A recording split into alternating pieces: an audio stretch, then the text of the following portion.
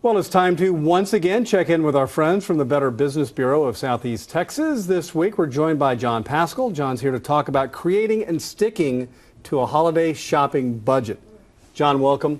And that is no doubt about it. Easier said than done, isn't it? It certainly is. It really is. You know, in creating that budget, if people want to stick to a budget, they need to decide early on exactly how much can my budget bear? What do I really want to spend? Because without setting that budget, it's easy for those expenses to rack up if we don't keep track of what we're spending and what we're buying. Very easy to exceed what we really want to spend or can spend for holiday shopping. Now, we hear so much about the big box stores and buying the big box gift.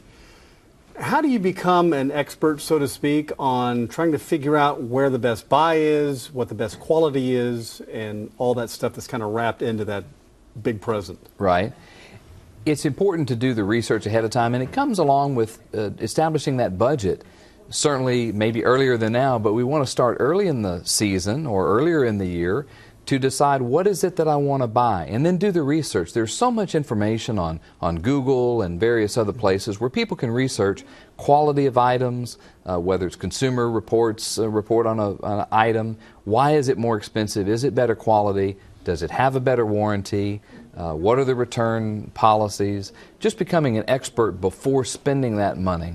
And spending that money on something that's of good quality really is probably the smarter way to go anyway, right? Certainly. You can get maybe a lower quality, which equates to maybe a lower price, but then it may not last as long as you anticipate it lasting. You know, no kid wants to find a contribution to your college fund when he's like 5 years old, but you know, by the time he's 20, you might appreciate it. But how about buying gifts that have some sort of return to them? What does that mean? You know, and this was a new one on me when I saw it in the tips, but it's a great tip. Often we give gifts for enjoyment or for the short-term nature, if you will. But, you know, a contribution to a college fund, maybe it's a younger relative or something, or maybe even you have a relative who has been wanting to start a certain hobby or start a side business. Well, maybe you can make an investment in that, maybe buying certain guides or tools that will help them. You know they want to do it. They've talked about it a long time. We'll help them give a gift that may provide some return for them in getting started in that business. Okay, I vow never to buy on the online shopping situation because I always wanted to go to the store because I felt better about myself actually making the effort. But so far I've done online shopping. What are the pros and cons of doing that? It's okay to do that, and certainly one of the things we want to tell consumers is go to a website that's secure. That's designated by the HTTPS. The S at the end is a secure website. We don't want to give our personal information to a website that's not secure or that we really don't know where we're sending our credit card information.